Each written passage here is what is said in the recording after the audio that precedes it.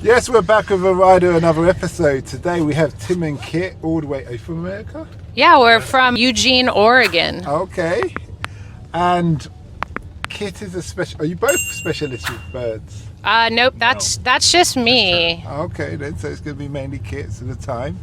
And she's going to explain to us about bird training, how she got into it, why she does it, and the kind of birds. So over to you, Kit. All right, that sounds great. Yeah, so I am a bird trainer. I specialize in raptors.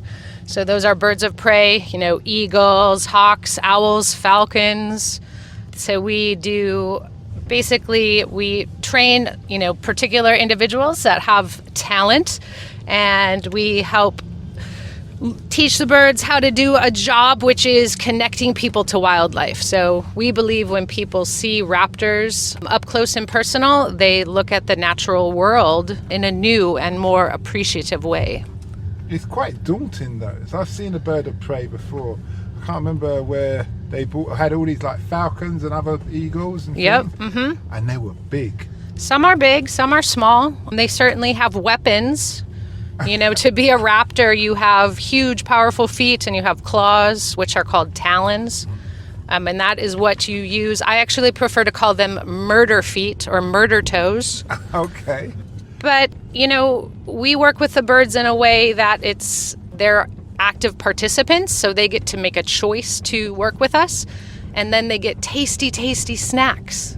How do they make a choice being birds? Well, any animal makes a choice. So if a bird is sitting over on a perch and you ask that bird to fly over to you and land on your glove, they get to go, should I do that? And then they do that and they come over and land on your glove, and then you give them a tasty treat, like a little piece of mouse. And they're like, ooh, that was a good choice. I liked that. Okay, so you befriend them that way. Yeah, okay. Yep, that's how you do it. How did you get into this, and how long have you been doing it for? I've been doing it for over 20 years, and I got into it kind of accidentally. I started volunteering with a facility that housed a bunch of different birds of prey, and I fell in love with them. They're so beautiful. They're so powerful. I don't know. I just fell in love.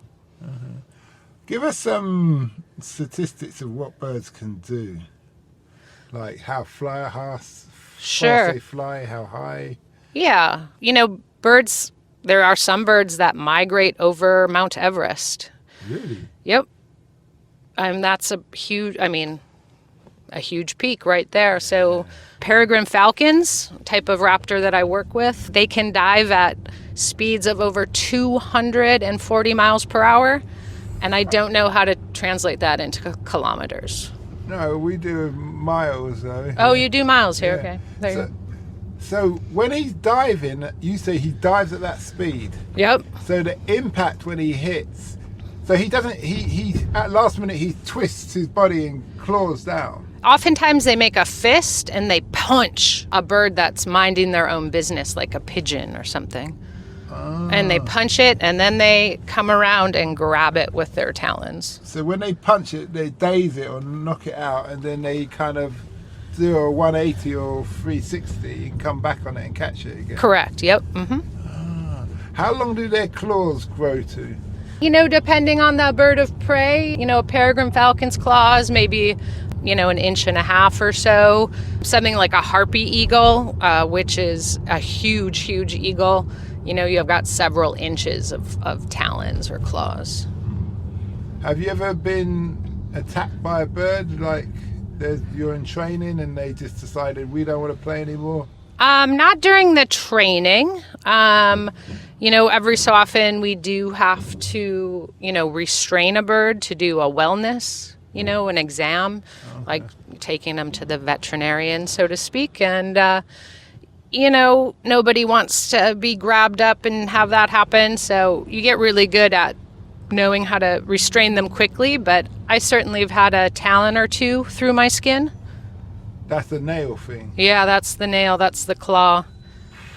So did it go into is it just tear your skin or go into your flesh? Oh, it can go into the flesh. And they also have a locking mechanism. So their toes have kind of a ratchet locking system. So, you have to be very cautious. You can't just pull their toes open. You have to extend a particular joint in order to pull the talon out. So if you just pull it open, what happens? It could break their toe. Okay. So once you've got it out and you've done the veterinarian thing, is your relationship stressed with that bird? Is it like you have to build up a understanding again, or is it like, oh, it wasn't that bad? It's the second. It wasn't that bad. And, we often will just, pop the bird back into their home, their little aviary where they live. And then, 10 minutes later, go back and say, hey, do you want to do some fun stuff? And they're like, oh, yeah. It's almost like they don't even remember that 10 minutes ago you had grabbed them up. Well, what about, what's their, I don't know if you can work this out, if they can work this out. Memory, do they have so they don't have a long memory then? Yeah, they do. They remember, but I think all of the good that you've had with them, all the good relationship that you've had outweighs the bad. You've put like a lot of money into the bank. So you've got a huge deposit of good. And you maybe just took a little bit out with one little bad thing. So they remember, but you have so much good relationship, it doesn't really matter in the long run. If anybody wants to follow you on social media, where can they find you? Sure. So I work at the Cascades Raptor Center. So that's Cascades as in the Cascades Mountains of North America. Do you want to spell that? Sure. CASCADES.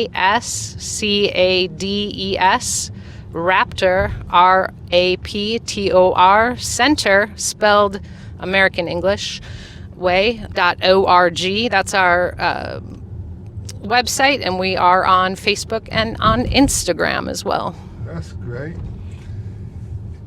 If anybody wanted to get into handling birds and things like that, what would be your words of wisdom to them? Find an internship. It's a little bit difficult. It's a small profession. There's not very many of us, but finding a facility that, takes interns and kind of, you have to really get in the door to get your skill set on becoming an animal trainer. Okay. Well, thanks a lot for that, and we wish you well. Thanks for the interview. We hope that episode enhanced your life. We post an interview every day as well as vlogging on our social media channels. Don't forget to subscribe to get our latest episode.